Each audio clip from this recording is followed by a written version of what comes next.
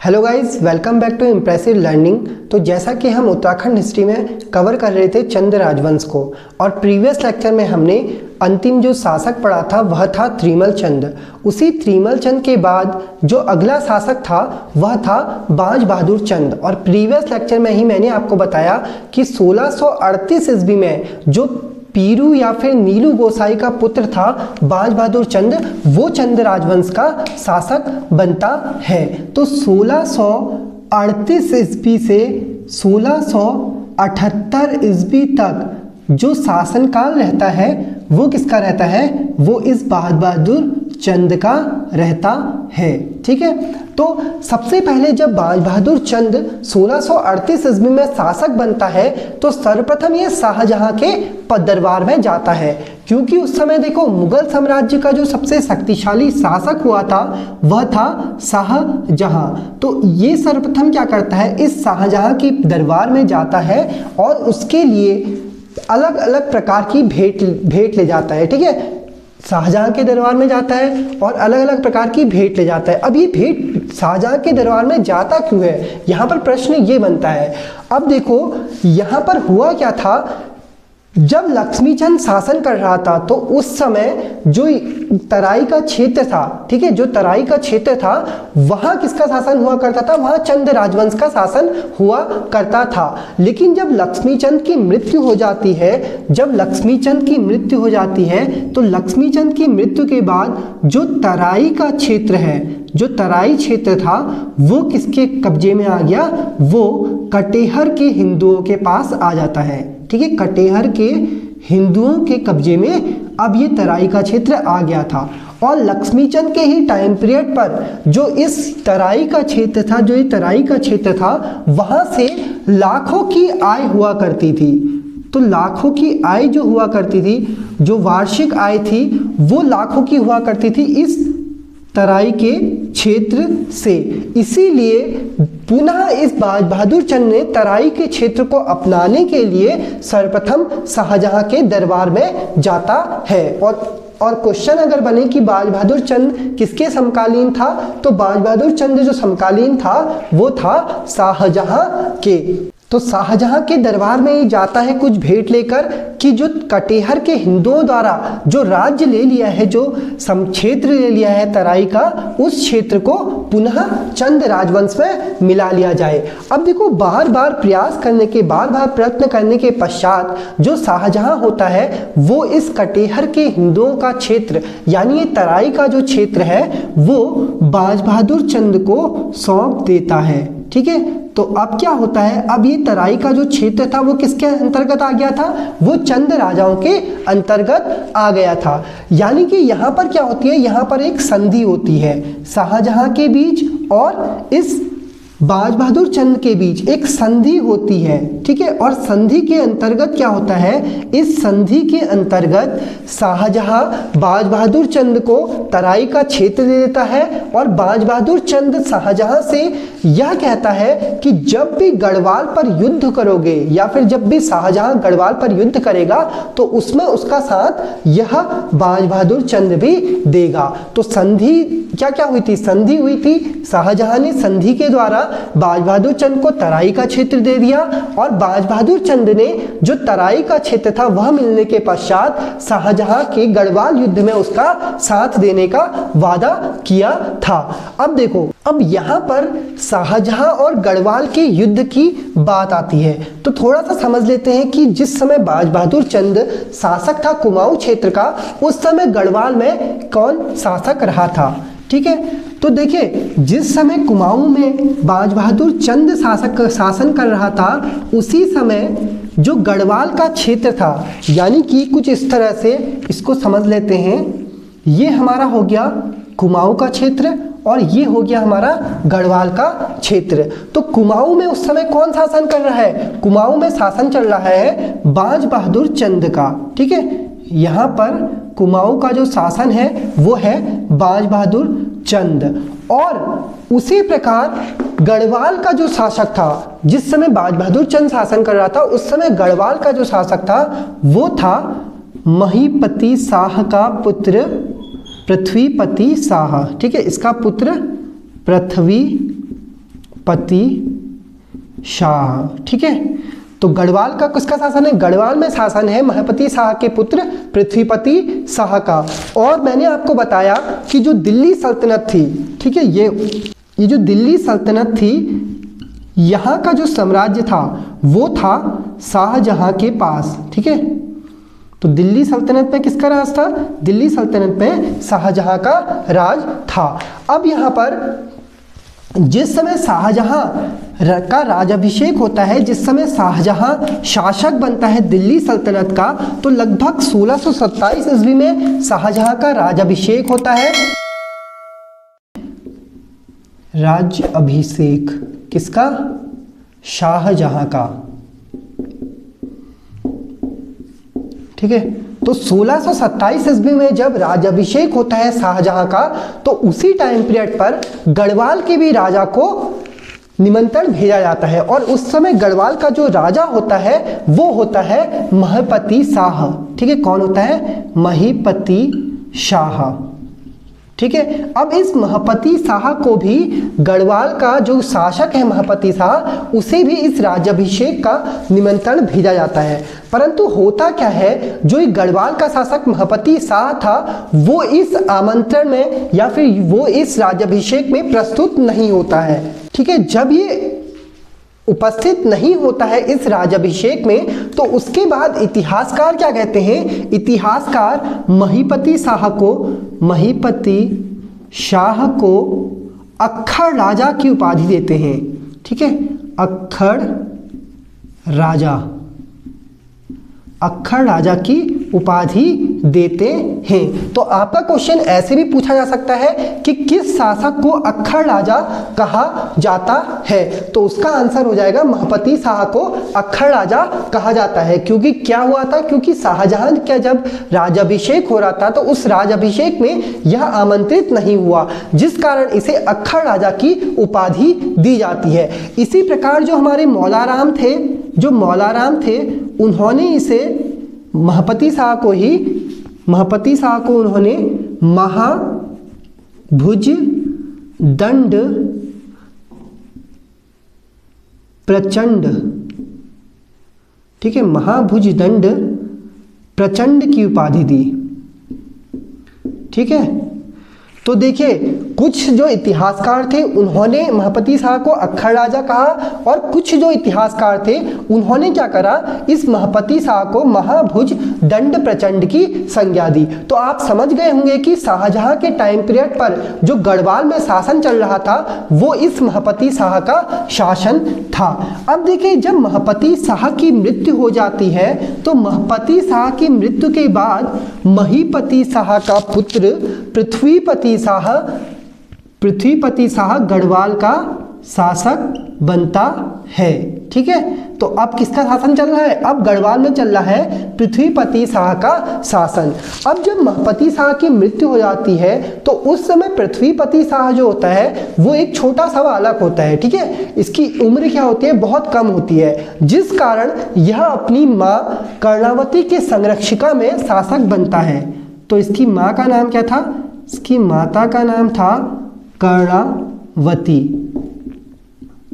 ठीक है, और इसी रानी कर्णावती के संरक्षिका में यह क्या बनता है? यह शासक बनता है। तो रानी कर्णावती के संरक्षिका में यह पृथ्वीपति शाह शासक बनता है। अब देखो, अब यहाँ पर होता क्या है? तो शाहजहां क्या करता है? शाहजहां इसी टाइम पीरियड पर गढ़वाल पर आक्रमण कर देता है। ठीक है, ये जो टाइम पीरियड था जिस समय पृथ्वीपति शाह शासक बनता है, इसी टाइम पीरियड पर जो शाहजहां था उसने गढ़वाल क्षेत्र पर आक्रमण कर दिया।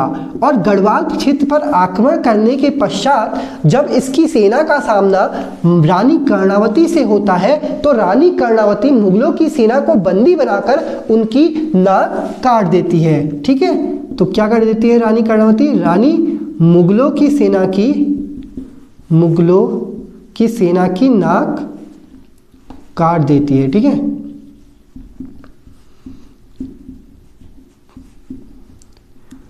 काट देते हैं, जिस कारण इस रानी कर्णावती को नाक कटी रानी भी कहा जाता है।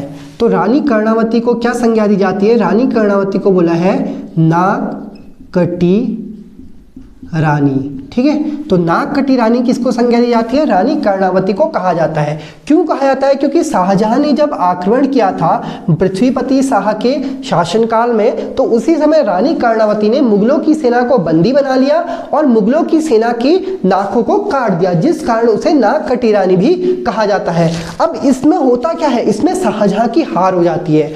जब शाहजहां की यहाँ पर हार हो जाती है तो शाहजहां क्या करता है? पुनः शाहजहां 1655 ईस्वी में गढ़वाल पर आक्रमण कर देता है। ठीक है, तो 1655 ईस्वी में क्या करता है शाहजहां? 1655 ईस्वी में शाहजहां पुनः गढ़वाल पर बदला लेने के लिए आक्रमण कर देता है। अब इस समय, जिस समय यह शाहजहां 1655 ईस्वी में गढ़वाल पर आक्रमण करता है, इस समय इस युद्ध में इसका साथ देता है बाज बहादुर चंद। ठीक है, इस समय इसका सहायता करता है बाज बहादुर चंद, और बाज बहादुर चंद बड़ी वीरता से गढ़वाल पर आक्रमण करता है, गढ़वाल के सैनिकों का सामना करता है, पृथ्वीपति का सामना करता है। इस युद्ध में क्या होता है? जब ये शाहजहां का युद्ध हुआ था 1655 में पृथ्वीपति शाह के बीच, तो इस युद्ध में शाहजहां की विजय हो जाती है। ठीक है, शाहजहां की क्या हो जाती है? विजय हो जाती है। और यह युद्ध कब लड़ा गया था? 1655 ईस्वी में लड़ा गया था, जिसमें शाहजहां का साथ दिया था बाज बहादुर चंद ने। अब जब इसमें विजय हो जाती है और शाहजहां इस बाज बहादुर चंद की वीरता से इतना प्रभावित होता है कि यह बाज बहादुर चंद को बहादुर की उपाधि दे देता है। ठीक है, तो विजय के पश्चात शाहजहां बाज बहादुर चंद को बहादुर की उपाधि दे देता है। ठीक है, बहादुर, इसको पूरा लिख लेते हैं, बहादुर की उपाधि। ठीक है, और एग्जाम में प्रश्न बना हुआ है कि बाज बहादुर चंद को बहादुर की उपाधि किस शासक ने दी थी? तो शाहजहां ने क्या करा था? बाज बहादुर चंद को बहादुर की उपाधि दी थी। ठीक है, तो यहां तक आप समझ गए होंगे। तो शाहजहां ने क्या करा था? शाहजहां ने बहादुर की उपाधि जो दी थी वो बाज बहादुर चंद को दी थी। इसी के साथ साथ शाहजहां ने कुमाऊं का सबसे बड़ा जमींदार घोषित किया बाज बहादुर चंद को। तो कुमाऊं का सबसे बड़ा जमींदार, ठीक है, जमींदार घोषित। तो जो शाहजहां था उसी के द्वारा क्या हुआ? उसी के द्वारा कुमाऊं का सबसे बड़ा जमींदार घोषित किया गया। किसको? बाज बहादुर चंद को। ठीक है, अब देखो, अब यहां पर जब इसे बहादुर की उपाधि मिल जाती है और साथ ही साथ यह कुमाऊं का सबसे बड़ा जमींदार घोषित हो जाता है, तो इसी के पश्चात ये अपने नाम पर एक नगर की स्थापना करता है। ठीक है, जिससे आज हम बाजपुर कहते हैं। तो उधम सिंह नगर जिले का जो बाजपुर नगर है, उस बाजपुर नगर की जो स्थापना करी थी वो करी थी बाज बहादुर चंद ने। ठीक है, बाज बहादुर चंद ने। और देखो, जब इसको बहादुर की उपाधि मिल जाती है तो यह इतना घमंड में आ जाता है कि यह स्वयं को नारायण बताने लगता है। ठीक है, इसी के बाद ये क्या करता है? स्वयं को नारायण बताने लगता है।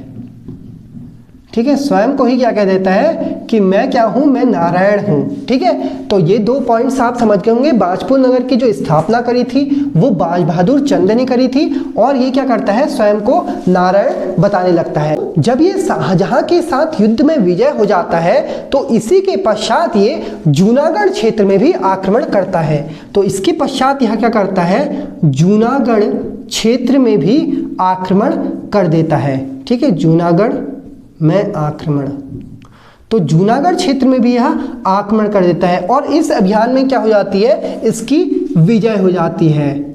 जब यह विजय हो जाता है तो इसी के पश्चात ये जूनागढ़ क्षेत्र से नंदा देवी की मूर्ति को अल्मोड़ा में मल्ला महल में स्थापित करता है। तो नंदा देवी की मूर्ति को यहाँ अल्मोड़ा के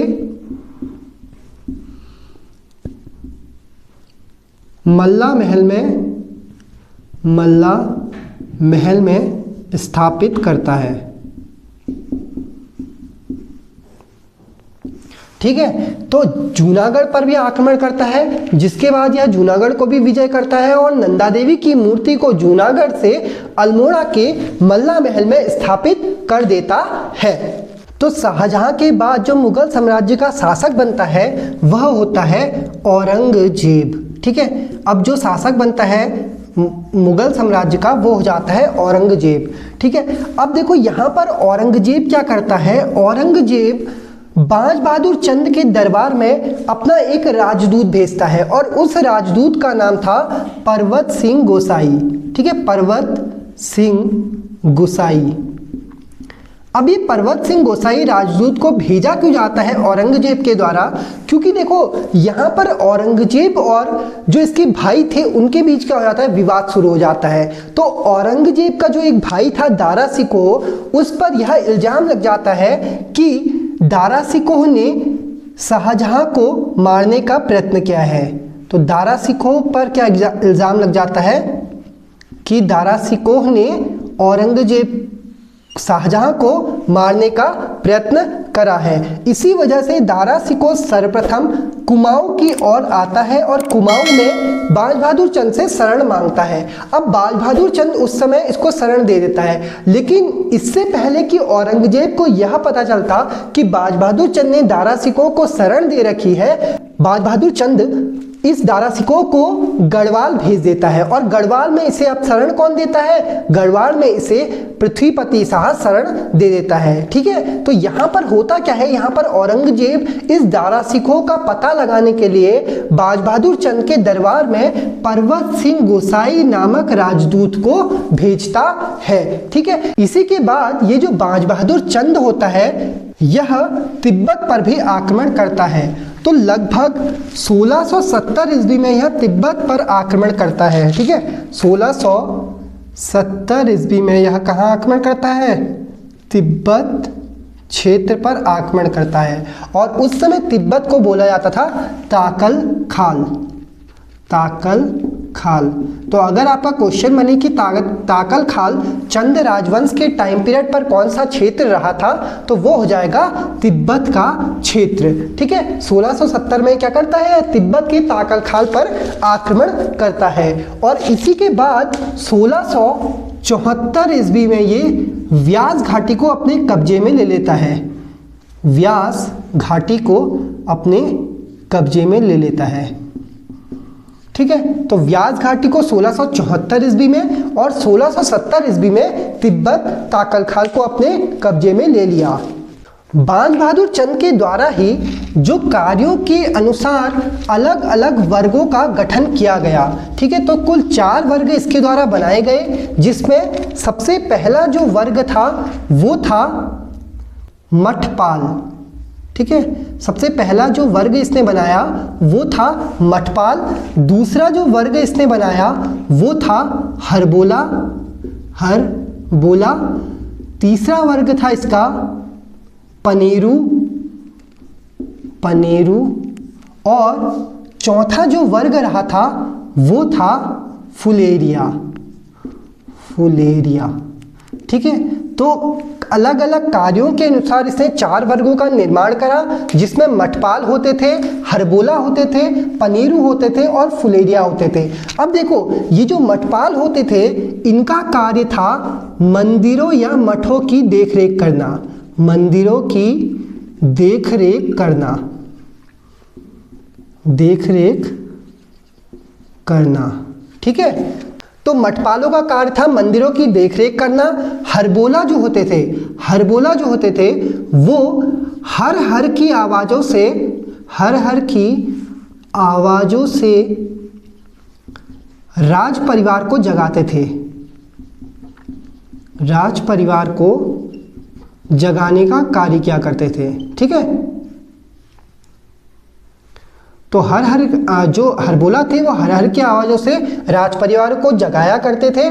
पनेरू जो होते थे, जो पानी लाने वाले होते थे, उसे कहा जाता था पनेरू, पानी लाने वाले। ठीक है, और फुलेरिया क्या होते थे, फुलेरिया जो होते थे वो होते थे माली का कार्य करने वाले। तो अलग अलग कार्यों के अनुसार इसने 4 पदों का या फिर 4 वर्गों का निर्माण करा। मटपाल, हरबोरा, पनेरू और फुलेरिया।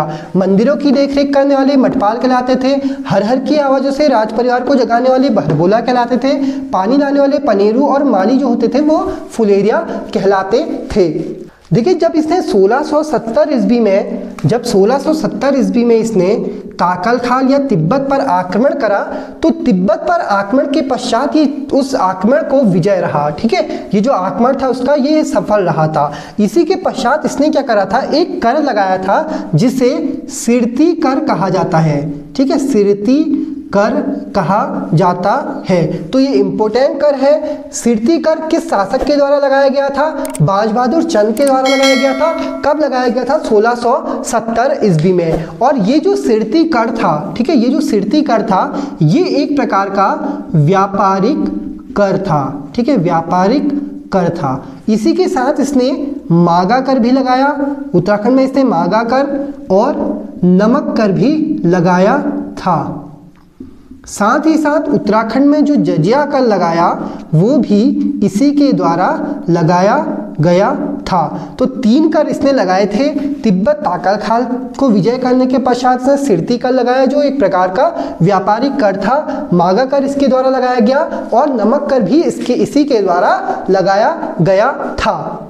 देखिए इसके बाद इसने उत्तराखंड के अलग अलग स्थानों पर मंदिरों का भी निर्माण कराया। जैसे पिथौरागढ़ का थल मंदिर, जो थल क्षेत्र में जो एक हत्या देवाल मंदिर है वो इसके द्वारा बनाया गया। भीमताल का भीमेश्वर महादेव मंदिर इसके द्वारा बनाया गया।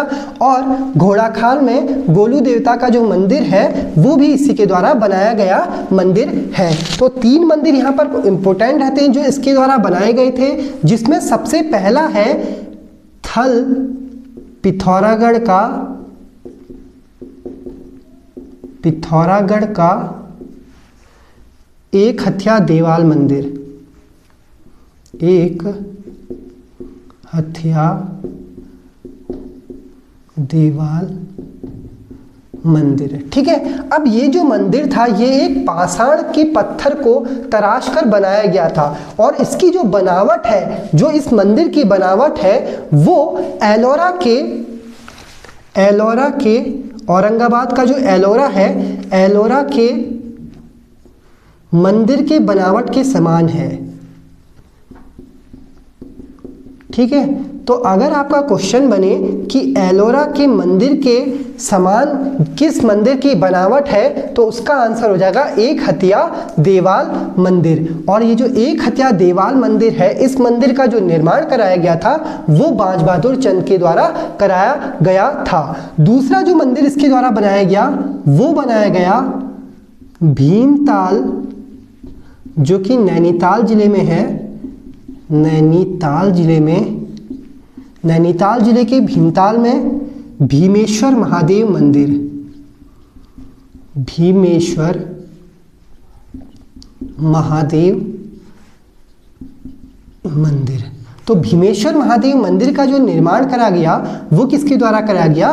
वो बाज बहादुर चंद के द्वारा ही करा गया था। तीसरा जो मंदिर इसने बनवाया वो बनाया नैनीताल जिले के ही घोड़ाखाल क्षेत्र में। ठीक है, और यह मंदिर था गोलू देवता मंदिर। ठीक है, तो 3 मंदिरों, 3 प्रमुख मंदिरों का निर्माण इसके द्वारा कराया गया। पहला जो मंदिर था वो एक हत्या देवाल मंदिर था जो कि पिथौरागढ़ थल में स्थित है। देखिए आपसे यहाँ पर यह भी क्वेश्चन आ सकता है कि एक हत्या देवाल मंदिर कहाँ स्थित है, तो उसका आंसर हो जाएगा थल पिथौरागढ़ में। दूसरा जो मंदिर इसने बनाया वो बनाया भीमताल की झील के निकट भीमेश्वर महादेव मंदिर। और तीसरा जो मंदिर इसके द्वारा बनाया गया वो बनाया गया नैनीताल जिले के भवाली क्षेत्र में घोड़ाखाल के आसपास गोलू देवता मंदिर। तो 3 मंदिर इसके द्वारा बनाए गए थे। अब देखो अपने अंतिम समय में यानी कि 1678 ईस्वी में जो बाज बहादुर चंद हो जाता है वो एक अत्याचारी शासक बन जाता है। ठीक है, एक अत्याचारी शासक हो जाता है, जिस कारण इसे इतिहासकारों ने बूढ़ा अत्याचारी शासक भी कहा है। बूढ़ा अत्याचारी शासक। तो बूढ़ा अत्याचारी जो शासक जो कहा जाता है वो कहा जाता है बाज बहादुर चंद को। तो बाज बहादुर चंद ने 1638 ईस्वी से 1678 ईस्वी तक का जितने भी महत्वपूर्ण कार्य थे या जितने भी पॉइंट इसके यहाँ पर बन जाते हैं वो सभी हमने इसमें कवर कर लिए हैं। ठीक है, तो आज के लेक्चर से रिलेटेड अगर आपका कोई भी ऐसा डाउट होगा जो आपको समझ में नहीं आया होगा तो आप उसे हमें कमेंट बॉक्स में पूछ सकते हैं। तो अगर आपको हमारी आज की वीडियो पसंद आई हो तो वीडियो को लाइक करें, शेयर करें और चैनल को सब्सक्राइब करें। Thanks for watching.